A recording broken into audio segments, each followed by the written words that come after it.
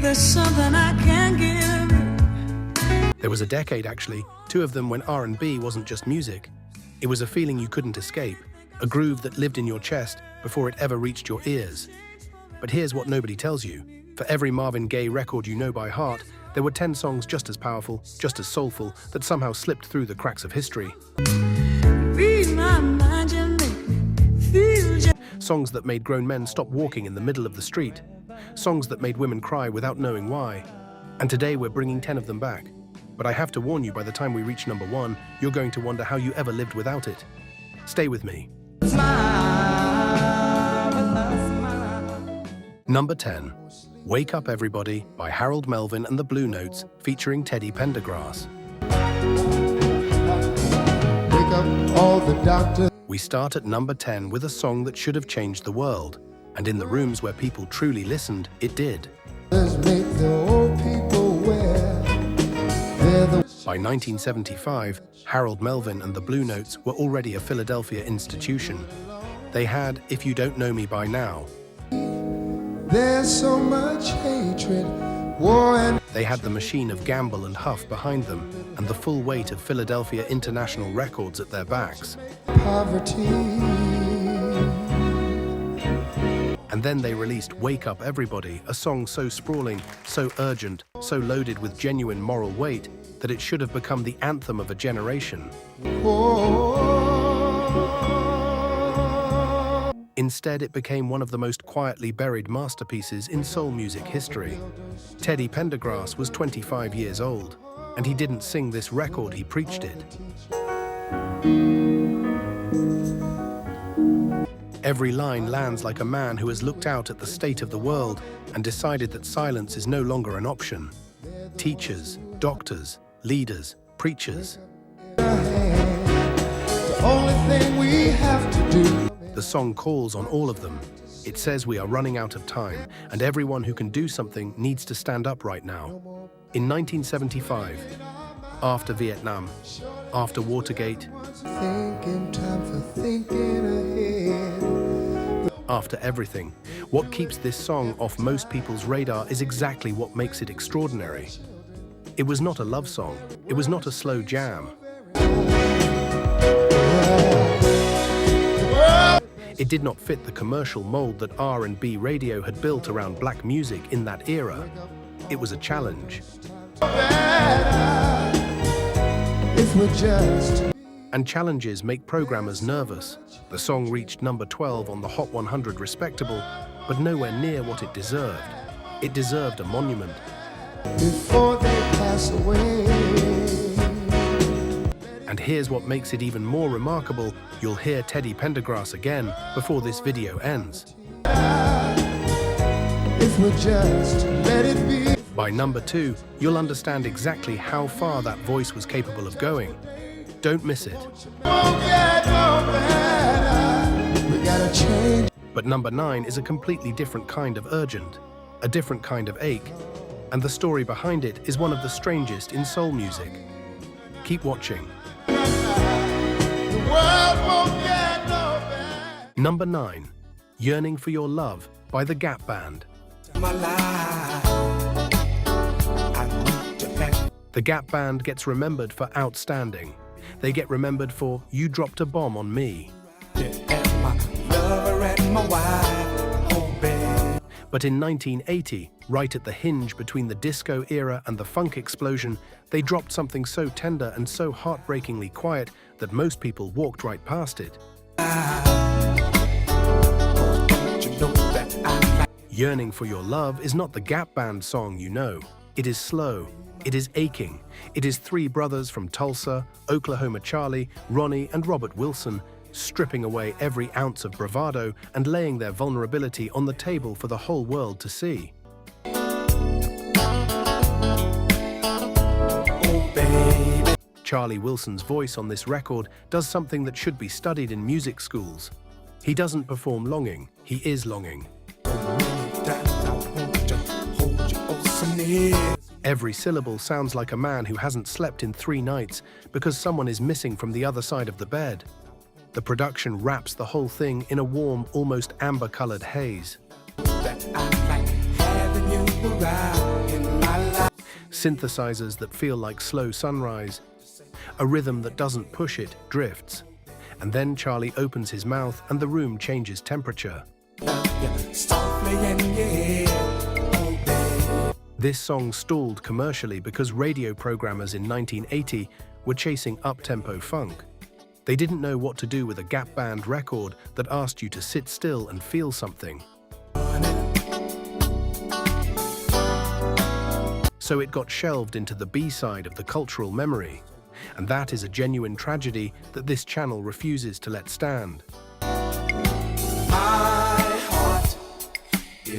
The people who grew up with this song in their households carry it like a secret, a warm, private thing. But something even more private is waiting at number 8. A song written in 20 minutes that somehow captured 40 years of black romance in those 20 minutes. Keep watching.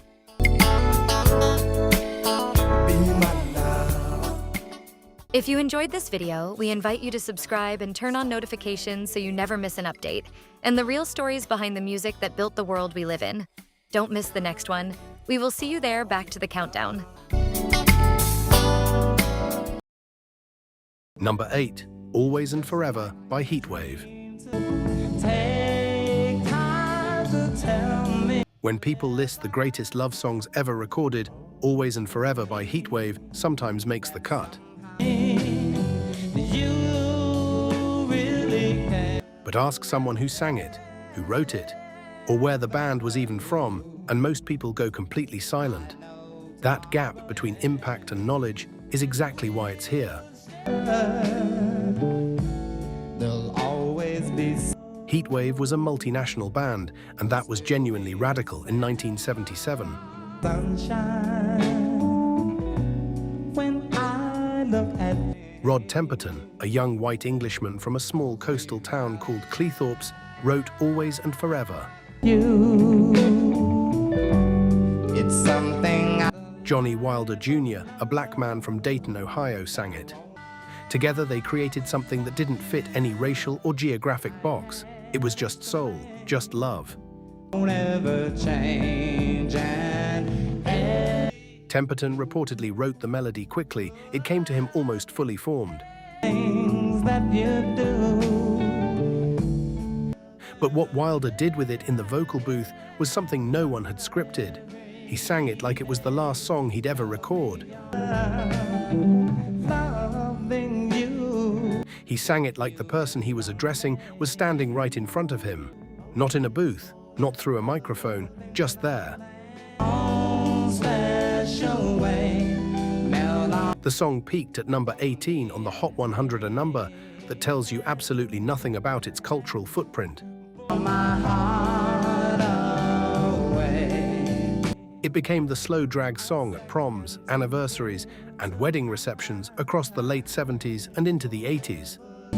With a smile. It outlived its chart position by decades. And here's what makes the story even more layered. Take time to Johnny Wilder suffered a devastating car accident in 1979 that left him paralyzed from the neck down. tell me you. He never performed the same way again. This recording exists as a miracle, a perfect moment captured just in time. Really care and will. Number 7 is about a woman who refused to stay in the background, and the song she recorded to prove it, a song that changed R&B for 15 years. Do you know who it is? Number 7, Giving You the Best That I Got by Anita Baker. Just fine when I think my peace of mind is out of reach. By 1988, Anita Baker was already known. Rapture had changed her life 2 years earlier, but Giving You the Best That I Got is the moment she became untouchable. This song is not loud, it does not beg for attention. It walks into the room, sits down, crosses its legs, and dares you to look away.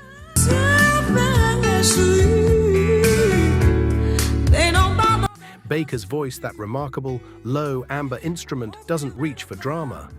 It simply states a truth with such unshakable confidence that you feel it physically in your chest. See that you can lean on me and sing. The production by Michael J. Powell is a masterclass in restraint. There is nothing extra here. No unnecessary flourish. We love so strong. Just deliberate, intentional space around Baker's voice so that every single note lands with the full weight of a declaration.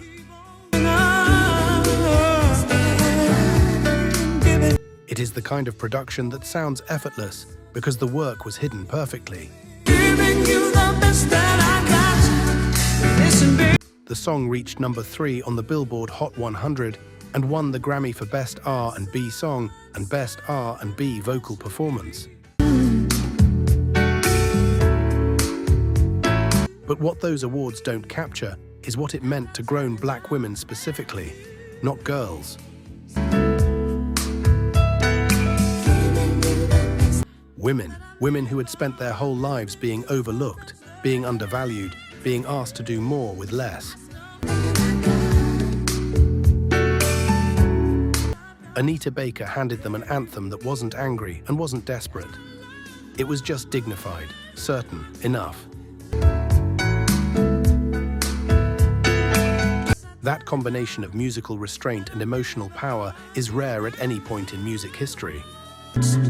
And you bear the weight of all that has to be. In 1988, surrounded by the loud maximalism of late 80s pop and hair metal, it was almost revolutionary. Everybody's gonna have to think again. But speaking of revolution, number 6 involves a song so raw and so charged that certain radio stations outright refuse to play it. Everybody's got opinions. And the man who made it paid a price for that honesty that most people never knew about. That's next. Lean on me and together we can come. Number 6, Inner City Blues, Make Me Wanna Holler, by Marvin Gaye. Yes, Marvin Gaye, and yes, this song is on the list. Because for all the times What's Going On gets mentioned, Inner City Blues is the track that most people have either forgotten or never truly listened to all the way through. This is not a smooth record. This is a man standing at the very edge of his patience. Rockets, moonshots, spend it on the have-nots. Marvin Gaye wrote those words in 1971, watching America funnel billions into the space program, while the neighborhoods he grew up around crumbled. He was watching the Vietnam War take black men in disproportionate numbers. He was watching his own painful upbringing resurface in his waking hours. And he took every ounce of that grief and fury and let it settle into a slow, humid, almost suffocating groove that refuses to let you look away. The production is hypnotic in the most unsettling way. The beat doesn't bounce, it trudges. It moves the way a man moves when he is tired but has nowhere to sit down. Certain radio programmers called it too political.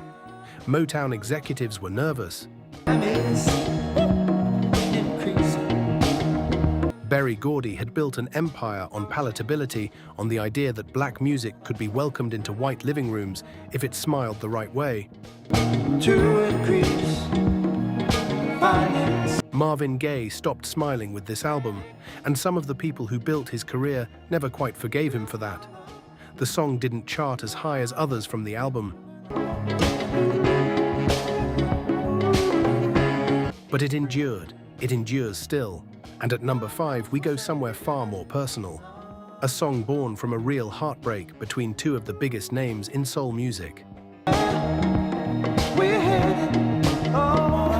The love story behind this record is almost as devastating as the song itself. Number 5, Neither One of Us Wants to Be the First to Say Goodbye, by Gladys Knight and the Pips. What I'm gonna do without. The title alone is a short story. Neither one of us wants to be the first to say goodbye. 14 words. And in those 14 words, songwriter Jim Weatherly captured the most specific, most painful, most human moment in any relationship. And it's gotten to the point. That long, quiet period after the love has faded, but before anyone has found the courage to admit it out loud. Where we just can't fake it. Gladys Knight recorded this in 1973 and delivered a vocal performance that ranks among the finest in the history of recorded music. Not because it was technically flawless, because it was emotionally true in a way that very few recordings ever achieve. Get in my way. Knight later said she understood this feeling deeply. She knew what it meant to stay somewhere past the expiration date, out of fear, out of habit.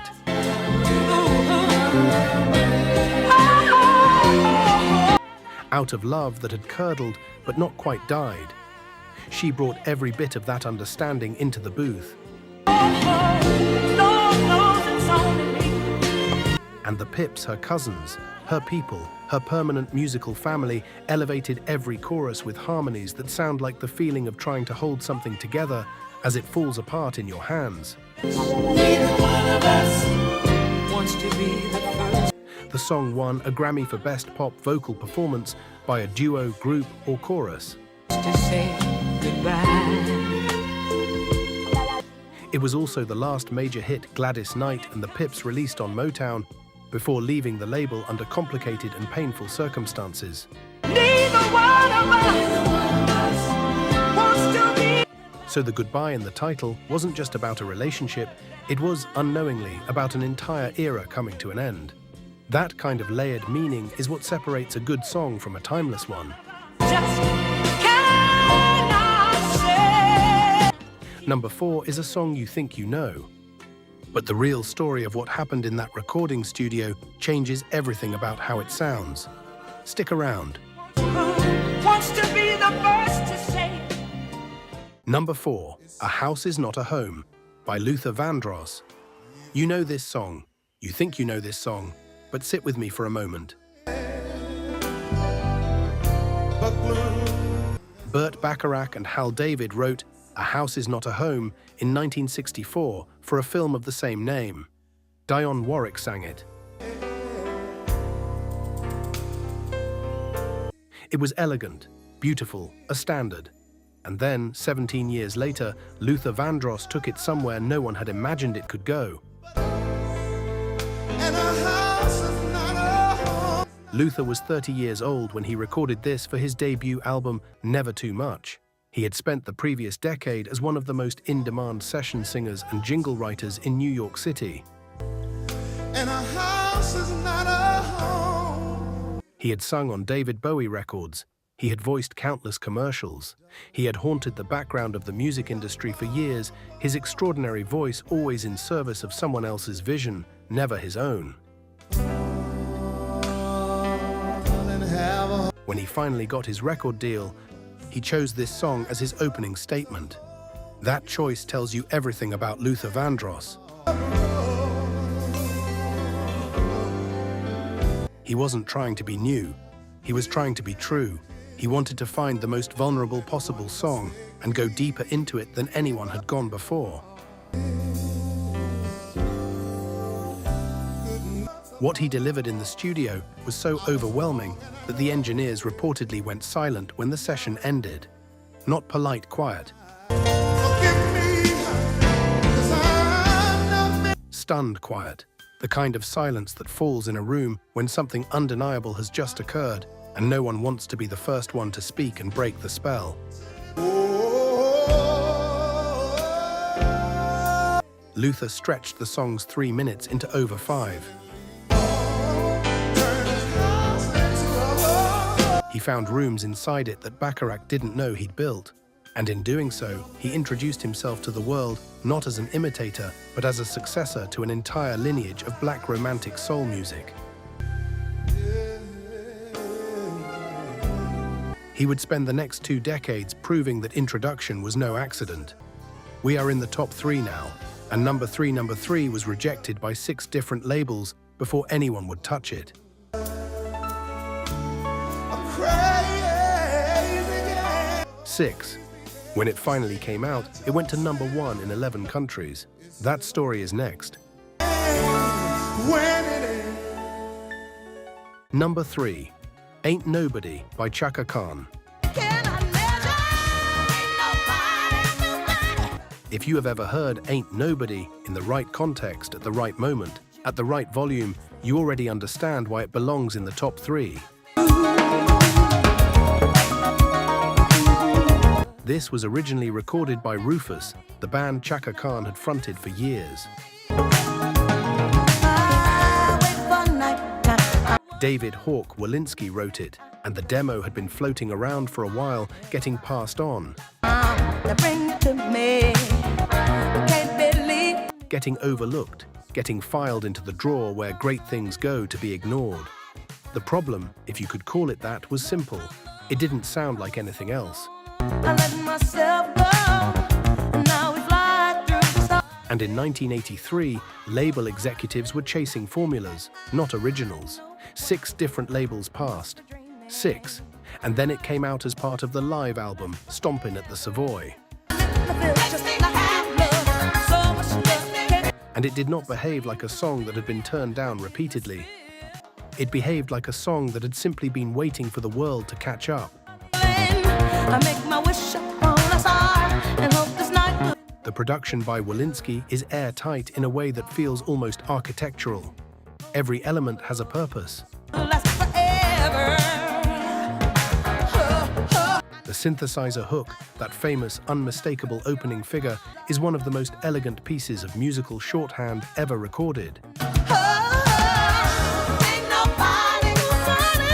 It tells you exactly what kind of night you're about to have before a single word is sung. And then Chaka Khan opens her mouth, and the conversation changes entirely. Chaka Khan's voice is not something you describe adequately. It is raw and refined in the same breath, earthy and ethereal at the exact same moment. She takes this song and makes it feel like a spiritual experience that happens to have a dance floor underneath it. The song won the Grammy for Best R&B Performance by a duo or group.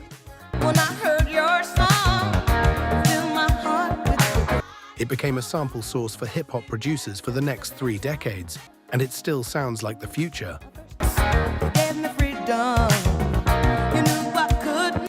Now we enter the top 2, and I need you to stay with me because number 2 contains one of the most extraordinary moments in the history of recorded soul music. Ain't nobody loves me better. One take, no second chance. And when the tape stopped rolling, nobody in that room said a word. I'm in this feeling. I make my wish upon a star. Number 2, If You Don't Know Me By Now, by Harold Melvin and the Blue Notes featuring Teddy Pendergrass, 1972. Wanna act like children when we argue for. One take, Kenny Gamble and Leon Huff wrote If You Don't Know Me By Now in what seemed like a moment of divine clarity. The song is about a relationship that has matured past the need for performance, a man telling his partner that after all this time, if you still don't trust me, if you still don't understand me, then we are out of road. It is a song about exhaustion and love existing in the same body, about commitment that has been tested so many times it has calluses.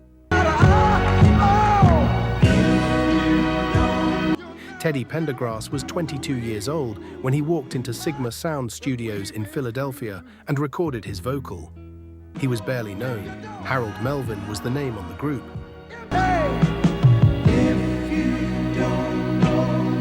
But Teddy Pendergrass had a voice that sounded like it had been around for 100 years. Deep, textured, trembling at exactly the right moments with the controlled emotion of a man who knows that crying in public is a luxury he cannot afford. Now, baby, I know the difference So instead, he just sings until the feeling gets out another way. He did it in one take. Allegedly, he walked out of the booth and said simply, No, you won't. Hey. "That's it." And it was. The Philadelphia soul production, lush strings, walking bass, the full orchestral warmth that Gamble and Huff were building their empire on wraps around Pendergrass's voice like something protective. No, you won't. Like the song itself is trying to keep this moment safe. It reached number 3 on the Hot 100 and number 1 on the R&B chart. Don't get so excited. It launched Teddy Pendergrass toward a solo career that would make him one of the defining voices of the late 70s. And it established Philadelphia International Records as a force that Motown would have to reckon with. If you have heard this song and forgotten it, forgive yourself. If you don't. And then go back. Which brings us to number 1, and I have been building to this. Because number 1 is not the most famous song on this list. It might not even be a song you recognize by name. If you don't know me, baby. But I promise you, the moment it starts, you will feel it in your spine. You will feel it somewhere older than memory. If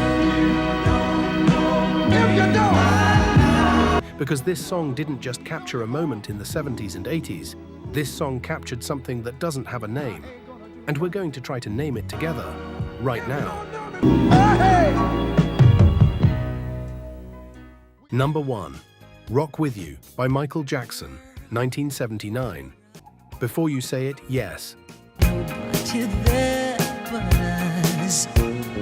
Michael Jackson. And yes, Rock With You belongs at the top of this list, not because it was forgotten, but because it is the most underestimated song on it. Here is what most people miss about Rock With You.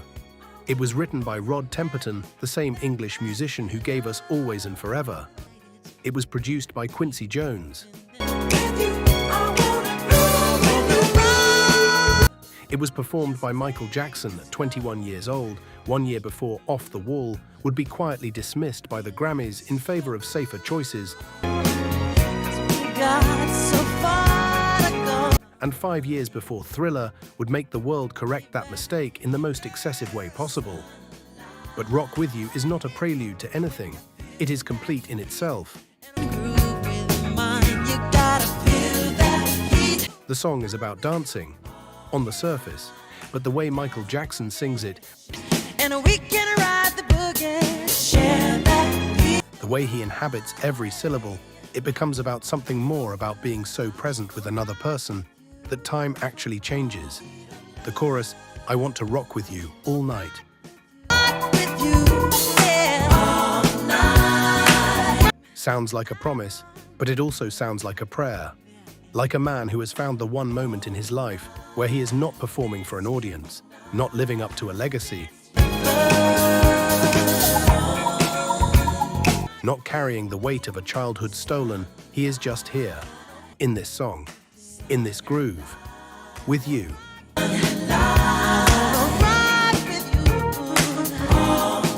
Quincy Jones's production is the warmest thing ever committed to tape. The synthesizers breathe, the bass line smiles.